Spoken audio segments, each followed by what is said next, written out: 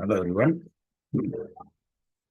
We were discussing about some of the important questions to solve it in quantitative techniques of fifth semester BCA under NEP syllabus. This is part 2 of it. First question: 4 men and 6 women finish a job in 8 days, while 3 men and 7 women finish it in 10 days. In how many days will 10 women finish it? So first we will assume let x equal to number of days required for one man to finish the job.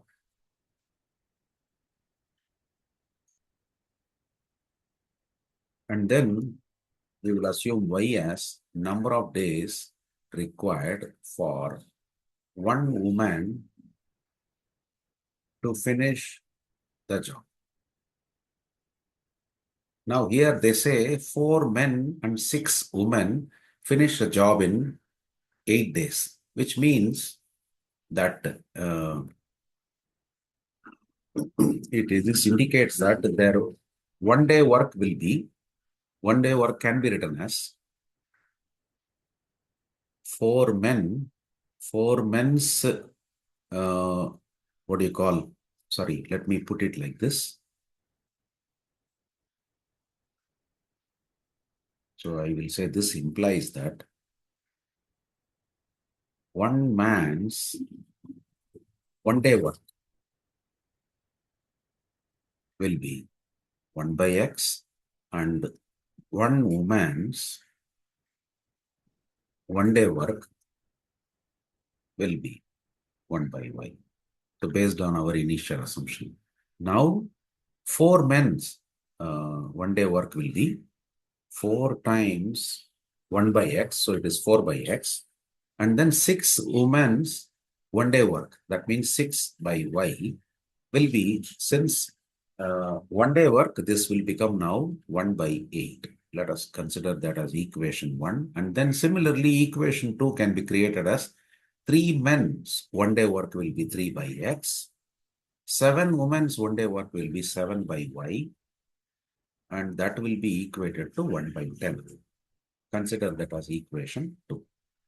Now let us multiply the first equation by 3 so that we get 12 by x plus 18 by y is equal to 3 by 8. Call this as equation 3. Then second equation we will multiply by 4.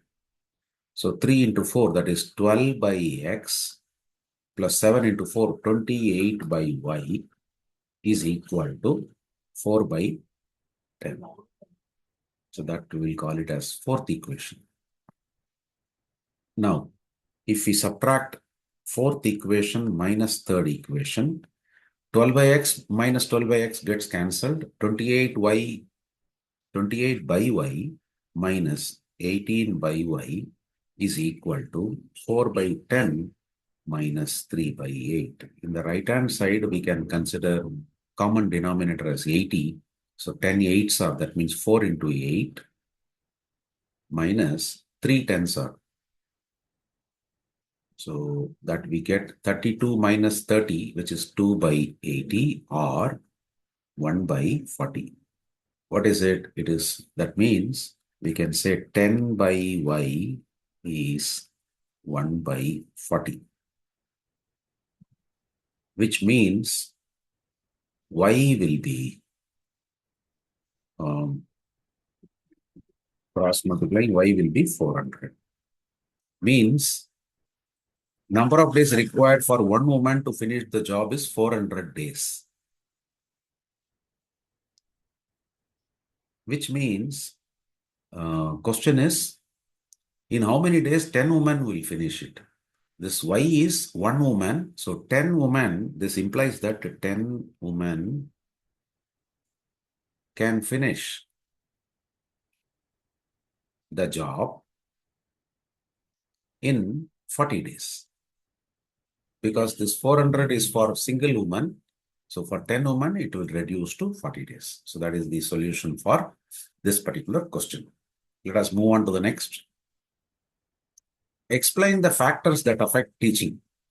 So first one, teacher's competence means the teacher's knowledge, communication skills, and the passion.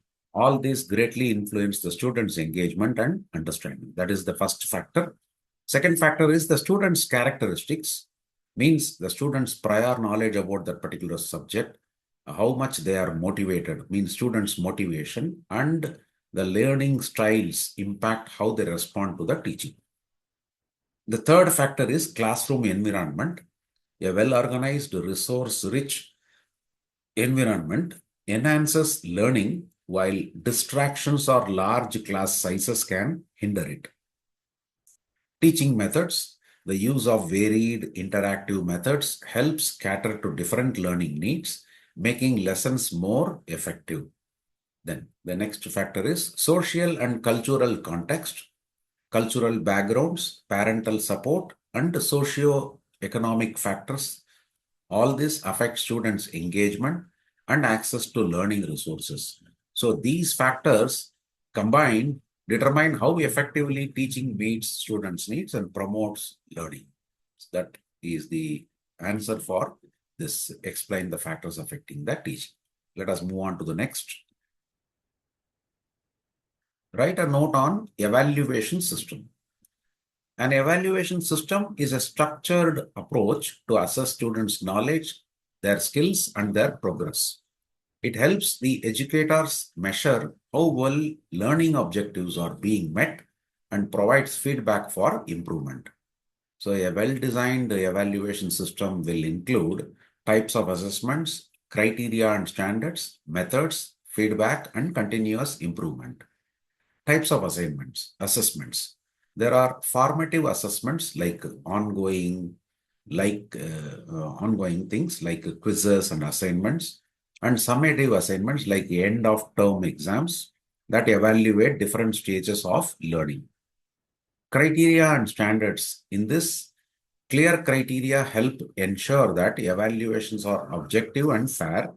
Standards outline the expected level of knowledge or skill that students should demonstrate.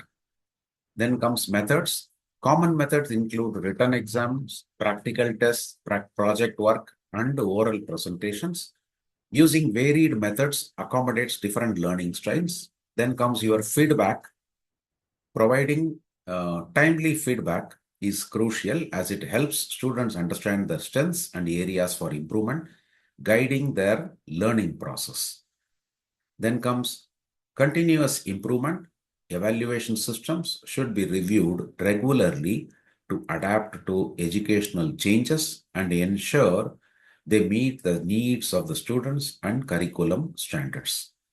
So overall, a balanced evaluation system fosters student growth and enhances educational outcomes.